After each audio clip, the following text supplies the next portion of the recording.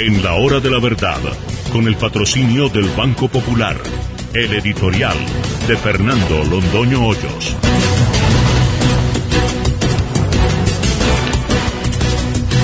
Todavía no hemos podido descifrar el enigma. ¿Cómo se le ocurrió al señor presidente Santos armar este enredo en que él mismo se metió, dizque por la paz de Colombia?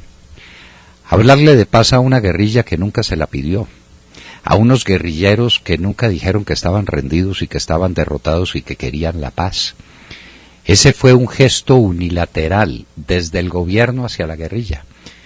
Era natural entonces que la guerrilla tomara ese gesto como un acto de debilidad y lo aprovechara como una ocasión espléndida para desatarse después de 10 años de ostracismo, de debilidad, de persecución de las fuerzas militares.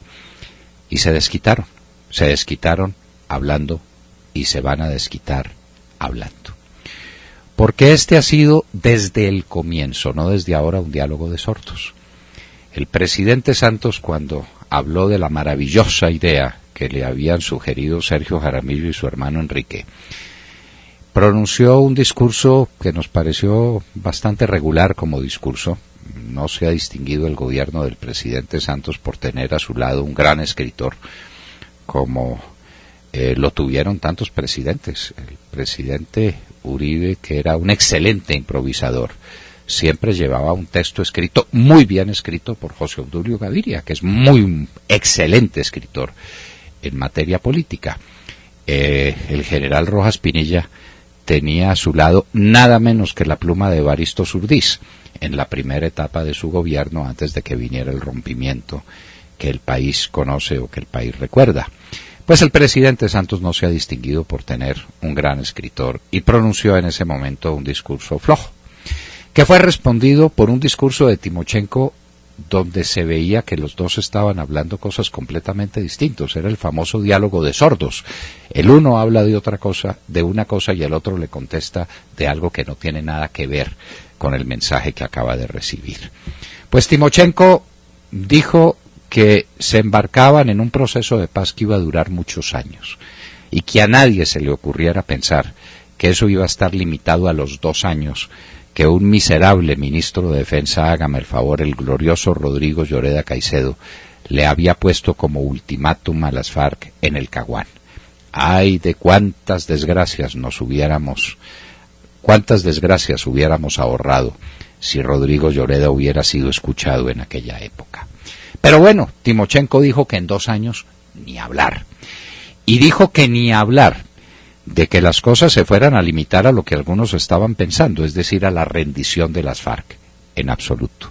De lo que se iba a hablar era de las causas objetivas de la guerra, es decir, de las estructuras políticas, económicas y sociales contra las que vienen luchando las FARC desde hace 50 años.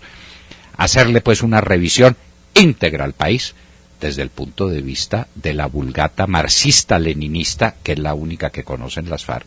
El único discurso que medio se aprendieron, tal vez en la Universidad Patricio Lumumba, que era un pésimo centro educativo en materias técnicas y tecnológicas y científicas, pero que les daba alguna ilustración en la manera de comportarse para defender la tesis de la dictadura del proletariado y de la lucha de clases que la antecede. Ahí se quedaron y ahí siguen, cuando el mundo cambió y cambió tanto en los últimos años. Entonces, Timochenko habló con claridad y nadie lo quiso escuchar, empezando por el presidente Santos, y siguió empeñado en la misma cosa.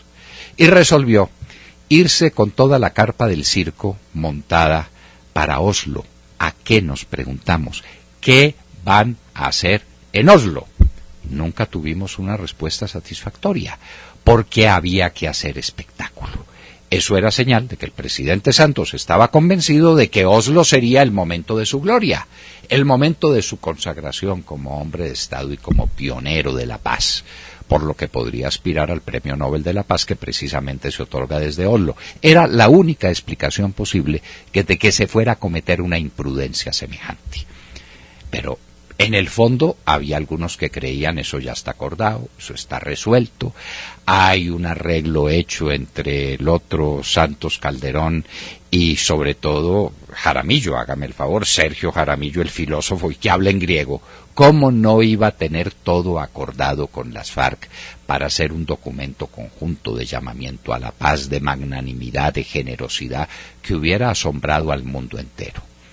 Pues nada de eso ocurre y se viene Iván Márquez como una tatacoa en contra de todo lo que significa algo para el gobierno del presidente Santos. La economía liberal para un gobierno que está montado en la economía liberal, aunque le pese. Sobre las grandes instituciones del país en materia comercial, los tratados de libre comercio. En contra del ejército, que es la gloria de Colombia y que es el soporte del orden constitucional y por lo mismo el soporte del gobierno del presidente Santos. Contra los grandes empresarios del país, los que le dan vida a este país, los que son el motor del desarrollo económico nacional. Contra proyectos que son la locomotora de la prosperidad, como por ejemplo la agricultura en grande escala, en la que están empeñados algunos empresarios, no solamente con toda legitimidad, sino además con toda la suerte positiva que deben tener esos proyectos definitivos. Contra todo eso se viene Iván Márquez y se viene como un toro Miura enfurecido. La gente queda desconcertada. El presidente Santos no sabe qué decir. Entonces simplemente balbucea, en lo que él es especialista, unas palabras para decir que bueno, que si eso no funciona, pues nada se perdió, que se intentó, pero Márquez es un extremista, en cambio Timochenko es un hombre mucho más ecuánime y mucho más pausado. Y esto que le dicen a Timochenko, y coge el famoso aparato, el famoso Twitter o tweets, y sale con tweets como este, hablando comillas de los horrores del régimen terrorista. El del presidente Santos es un régimen terrorista. Siéntese pues a hablar conmigo en la mesa porque usted es un terrorista. Después, comillas, los honorables empresarios que han ensangrentado el país. ¿A quiénes se está refiriendo? A los que mencionó Márquez, es decir, a Luis Carlos Sarmiento, quien es hoy, además de uno de los grandes banqueros de América, el dueño del diario El Tiempo, que sigue siendo el diario dirigido por la familia Santos, pues como cualquiera sabe. Entonces, él es uno de los que está ensangrentando el país, con los hijos de Julio Mario Santo Domingo, hágame el favor, con el señor Eder, que es un verdadero continuador de una tradición empresarial que le hace honor al Valle del Cauca y que le hace honor a Colombia. Pero ese hombre que desarrolla empresa en el Valle del Cauca y ahora en los llanos orientales con cultivos que son esperanza de la patria, ese es un filibustero. Entonces, esos empresarios, de esa manera citados por Márquez, ahora, en las palabras de Timochenko, son los que han ensangrentado el país. Y agrega, hay alarma porque ahora entienden que el diálogo es por cambios profundos. Mientras Santos dice que el diálogo es para los 5 puntos que están decididos en el Acuerdo de La Habana, Timochenko dice que es por cambios profundos. Y por eso los poderosos, comillas, intentan aplastar la verdad. La seguridad ciudadana, de la que tanto se ufana Santos, es para la oligarquía. Y entonces todo tiembla si peligra un centavo de los señores banqueros. La obsesión con Luis Carlos Sarmiento y con los banqueros de Colombia sigue siendo visible. Comillas, la prosperidad santista los ronda. Comillas, a los que están protestando en las calles, es decir, a la oleada de desórdenes públicos que aquí denunciamos en la Hora de la Verdad como una estrategia de las FARC. A eso se los llama terroristas infiltrados y siempre ha sido así. La sangre ha rodado en el asfalto. Pues muy bien, es con este señor, es con este Timochenko, que es el jefe de las FARC, con el que se va a negociar en Cuba.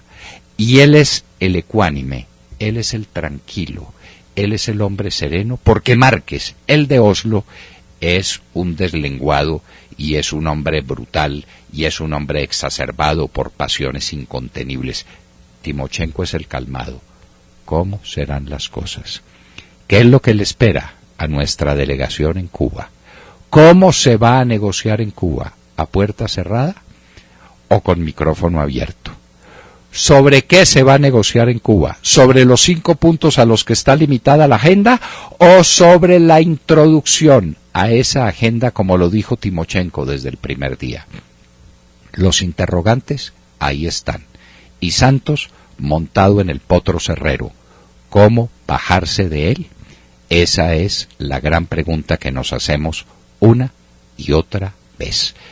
¿Quién metió al presidente Santos en esta empresa? Unas encuestas a la baja, su orgullo personal, la búsqueda de celebridad y de notoriedad y la convicción de que podía manejar a estas bestias cerreras que son los guerrilleros de las FARC. ¿Qué fue lo que pasó? Lo cierto es que ahí estamos, y ahí estamos todos montados en las conversaciones de La Habana, que van a ser peores que las conversaciones de Oslo, aunque todos creeríamos que ya en Oslo nos fue suficientemente mal.